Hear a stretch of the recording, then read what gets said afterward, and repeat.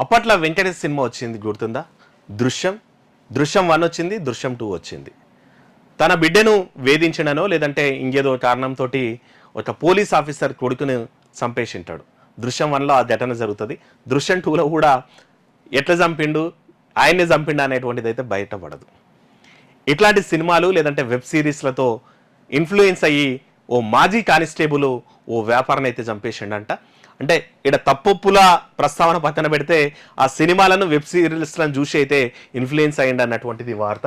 ఇక సినిమాలు వెబ్ సిరీస్లు చూసి వ్యాపారాన్ని హత్య చేసిండంట. ఓ ప్లాట్ కొనుగోలు విషయంలో ఢిల్లీకి చెందిన మాజీ కానిస్టేబుల్ వ్యాపారవేత్తల మధ్య తలెత్తిన వివాదం సినీ పక్కిలో హత్యకు దారితీసిందంట. నోయిడా డీసీపీ మియాఖాన్ కథన ప్రకారం గ్రేటర్ నోయిడా చెందిన అంకుర్ శర్మ వ్యాపారవేత్త. గ్రేటర్ నోయిడా చెందిన అంకుర్ శర్మ వ్యాపారవేత్తనంట. నోయిడా సొసైటీలోని తన ప్లాటును ఈయన అమ్మాలనుకున్నాడు.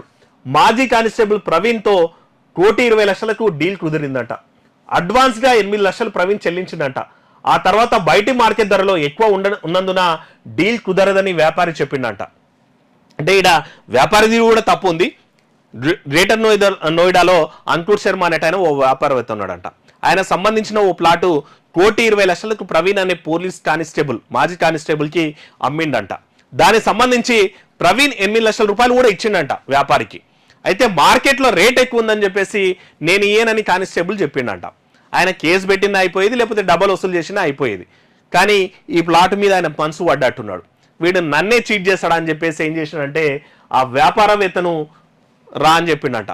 అప్పటికే మంచిగా ఎట్లా చంపాలి అనేటువంటిది మంచిగా డిసైడ్ అయ్యిండు. దానికి సంబంధించిన సినిమాలు వెబ్ సిరీస్లు కూడా చూసిండంట. ఇద్దరిని ఆ వ్యాపారవేత్తను ఈ కానిస్టేబుల్ ఏం చేసిండంటే పలానా తోటి రామని చెప్పేసి ఫుల్గా మందు దాపిండంట. మందు దాపిన తర్వాత మర్డర్ ప్లాన్ వేసిండు. మర్డర్ ప్లాన్ వేసేసి చివరికి ఏం చేసిండంటే సుత్తితో కొట్టి హతమార్చిన ప్రవీణ్ మృతదేహాన్ని ప్లాట్లోనే పాతిపెట్టాడు. అంకుర్ శర్మ కనిపించడం లేదన్న కుటుంబ సభ్యుల ఫిర్యాదుతో విచారణ ప్రారంభించిన ఢిల్లీ పోలీసులు పలు సీసీటీవీ ఫుటేజ్లు పరిశీలించి ప్రవీణ్ని అదుపులోకి తీసుకున్నారంట.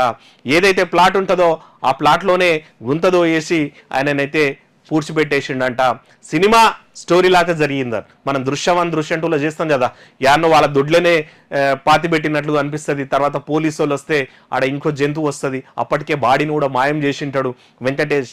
అట్లా అంటే సినిమాలను వెబ్ సిరీస్లను చూసి దాంట్లో ఇన్స్పైర్ అయ్యి చెప్పేసి ఇక ఆ వ్యాపారవేత్తనైతే చంపేసిండట. అయితే వ్యాపారవేత్త కూడా మార్కెట్ ఫస్ట్ ఓ డీల్ కుదుర్చుకొని డబ్బులు తీసుకొని తర్వాత ఏనన్నటువంటి నేపథ్యంలో ఆ మాజీ కానిస్టేబుల్ ఈ దారుణానికి అయితే ఒడిగట్టిండు. ఏటివైనా ఇట్లాంటి పంచాయతీలు ఉన్నప్పుడు కూర్చొని సెటిల్ చేసుకొని అవసరమైతే నేను 8 లక్షలు ఇచ్చిన నా 10 లక్షలు ఇవ్వమని అడగవచ్చు. కానీ ఈ మర్డర్లు చేయడం అనేటువంటి చివరికి జీతాలే నాశనం అయితే వాటి అందరూ జాగ్రత్త ఉండాలి. ఎందుకంటే ఆ సినిమాలు వెబ్ సిరీస్లు అనేటువంటివి మన ఎంటర్టైన్మెంట్ కోసం చేసినవి, కానీ మనం జైలుకు పోయేటట్టు చేసినవి అయితే కావు.